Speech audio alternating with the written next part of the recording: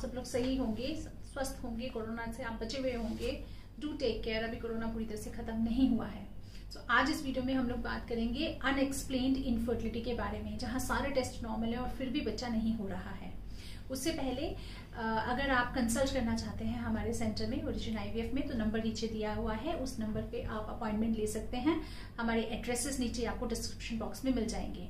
और अगर आप टेली कंसल्ट करना चाहते हैं तो आप माई फॉलोअप ऐप है जो कि गूगल प्ले स्टोर पे है, वो आप डाउनलोड कर सकते हैं, जिसमें कि हमारे डॉक्टर आईडी है 659। ये लिंक भी आपको नीचे डिस्क्रिप्शन बॉक्स में मिल जाएगा। तो अब आते हैं वीडियो के टॉपिक पे, जिसका नाम है अनएक्सप्लेन्ड इनफर्टिलिटी।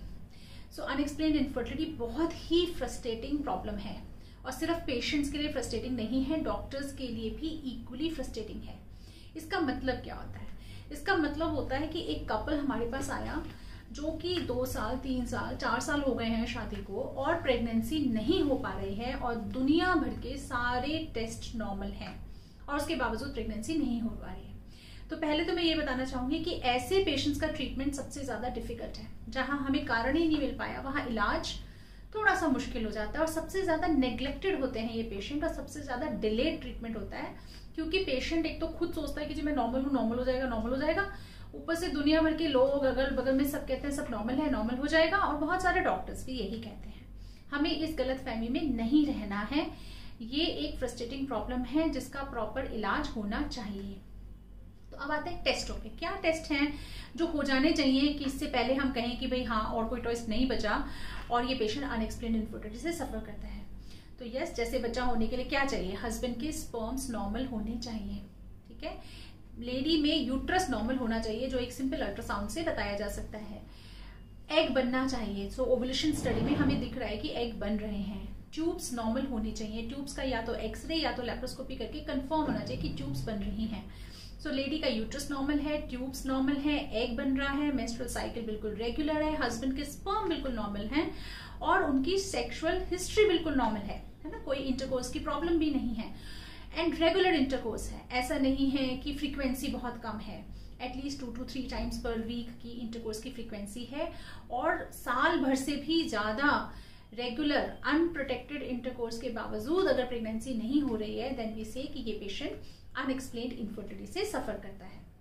ओके, तो जब कोई कपल हमारे पास आता है कि परेशानी लेके कि उसको गर्भाधान नहीं हो पा रहा है, तो नॉर्मली 40% ऑफ द केसेस में कोई ना कोई लेडी की प्रॉब्लम मिल जाती है। जैसे यूट्रस में गड़बड़ हो, ट्यूब ब्लॉक्ड है, अंडा नहीं बन रहा, हार्मोन्स की प्रॉब्लम्स है, पीसीओडी के सो मेनी, एंडोमेट्रियोसिस है, सिस्ट है, there are hundreds of problems, and लगभग 40% पेशेंट्स में मेल फैक्टर मिल जाता है। आजकल मेल इनफर्टिलिटी भी बहुत कॉमन हो चुकी है।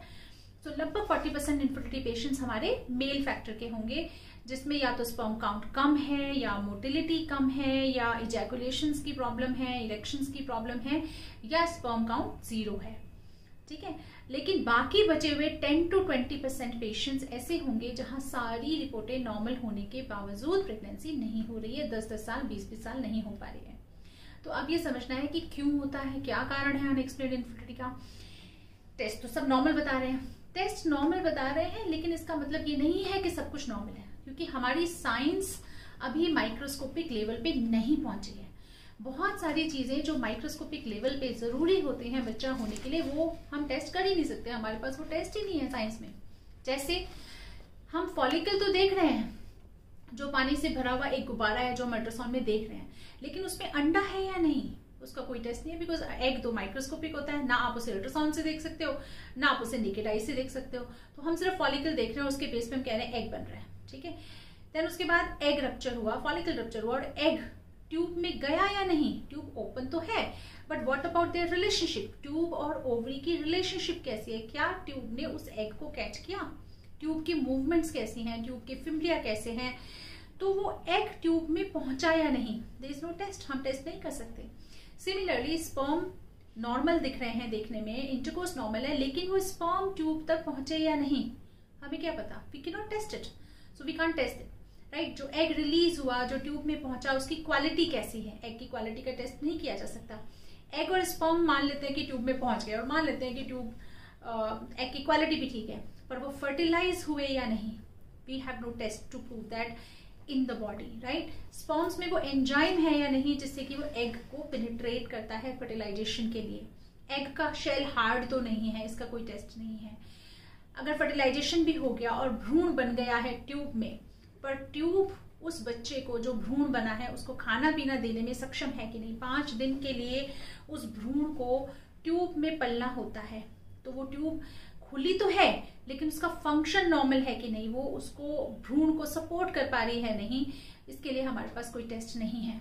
अगर हम ये मान लें कि भ्रूण भी बन गया, ट्यूब भी ठीक है, फिर वो जो भ्रूण निकल के 5वें दिन यूट्रस में आके लगता है, यूट्रस की परत में, तो यूट्रस की परत जिसे हम एंडोमेट्रियम कहते हैं और भ्रूण जिसे हम एम्ब्रियो कहते हैं, उनके बीच की जो क्रॉस टॉक है वो नॉर्मल है या नहीं। सो इन सारी चीजों का टेस्ट नहीं है। सो दैट मीन्स जब हम किसी ऐसे कपल से डील कर रहे हैं जिसके सारे टेस्ट नॉर्मल है और फिर भी 2-2 साल 10-10 साल बच्चा नहीं हो रहा है, इसका मतलब ये है कि कहीं ना कहीं कोई बहुत बड़ा डिफेक्ट है जो माइक्रोस्कोपिक लेवल पे है, जिसे हम टेस्ट नहीं कर पा रहे हैं बिकॉज हमारी साइंस टेस्ट नहीं कर पा रही है। और ऐसे कपल को ट्रीटमेंट की आवश्यकता है। वो घर पे ना बैठे कि जी सब ठीक है, हो जाएगा, नहीं, ऐसे नहीं करना है और अपनी उम्र नहीं निकालनी है। ठीक है, अब आते हैं ट्रीटमेंट पे। तो अगर ऐसा कोई कपल हमारे पास आ गया तो हम क्या ट्रीटमेंट करें? ट्रीटमेंट 3 हो सकते हैं। अगर अंडा बन रहा है, ट्यूब खुली है, स्पर्म ठीक है, तो पहला ट्रीटमेंट होता है नेचुरल ट्राई, जिसमें हमने अंडा देखा और पेशेंट को बोल दिया, अल्ट्रासाउंड में देखा अंडा और पेशेंट को बोल दिया कि ये 1-2 दिन है, इसमें आप साथ में रह लीजिए। इसे बोलते हैं नेचुरल ट्राई, जिसके चांसेस ऑफ कंसेप्शन होते हैं 7% पर साइकिल।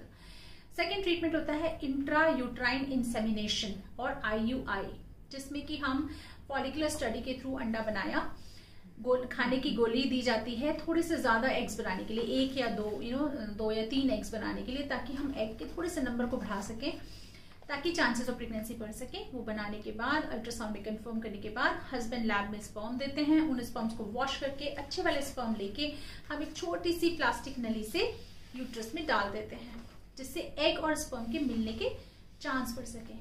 एक तरह से जो स्पर्म नॉर्मल ट्राई में या नेचुरल इंटरकोर्स में वजाइना में डिपॉजिट होते हैं, वो हमने एक छोटी सी प्लास्टिक नली से यूट्रस के अंदर पहुंचा दिए, एग के पास पहुंचा दिए, जिससे चांसेस ऑफ कंसेप्शन होता है 15 to 20% पर साइकिल।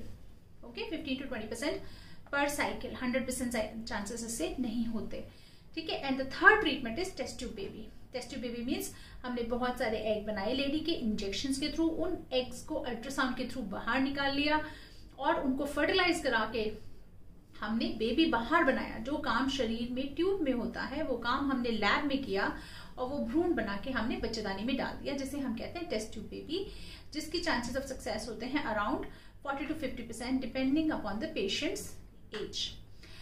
अब आपके लिए क्या ट्रीटमेंट सही है अनएक्सप्लेन्ड इनफर्टिलिटी में? तो जितनी भी इंटरनेशनल गाइडलाइंस हैं US UK की, वो ये कहती हैं कि अनएक्सप्लेन्ड इनफर्टिलिटी में नेचुरल ट्राई का या IUI का शायद कोई बहुत ज्यादा रोल नहीं है, क्योंकि ये सारा काम तो आपके शरीर में ऑलरेडी हो रहा है। अंडा तो बन रहा है, स्पर्म तो है, तो हम अंडा बनने की दवाई देके भी क्या हेल्प कर पा रहे हैं या हम स्पर्म अंदर पहुंचा के भी क्या हेल्प करा रहे हैं?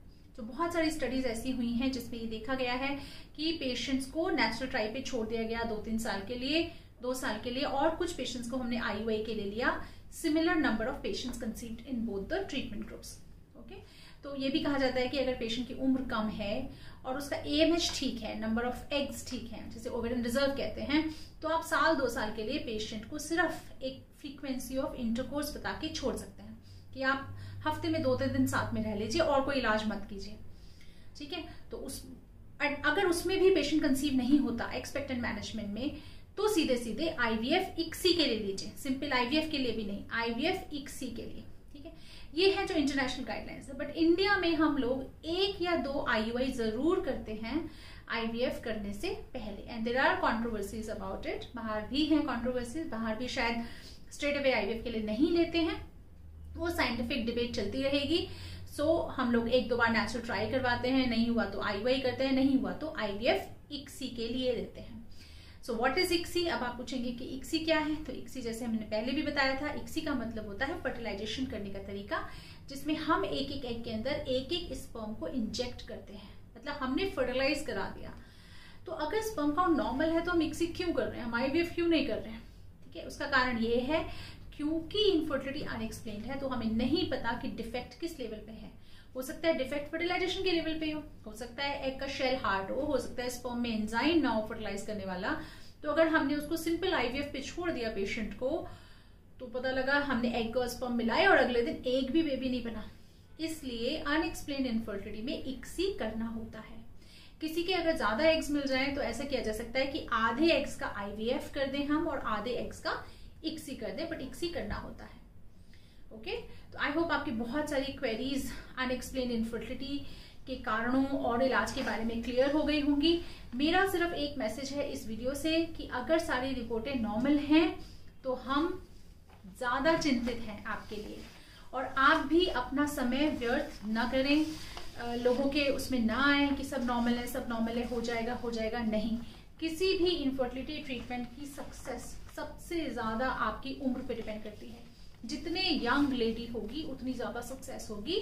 तो ठीक है, थोड़ा बहुत ट्रीटमेंट ट्राई किया, 6 महीना साल नॉर्मल ट्रीटमेंट ट्राई किया, IUI ट्राई किया, अगर नहीं हो रहा तो आप तुरंत IVF इक्सी के लिए प्रोसीड आपको करना चाहिए।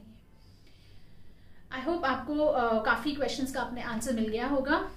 अगर आपको ये वीडियो अच्छा लगे तो आप इसको like and subscribe and share कर सकते हैं। Thank you so much. अगर आपके कोई क्वेश्चंस हैं तो आप हमारे कमेंट सेक्शंस में लिख सकते हैं and we would try to answer them.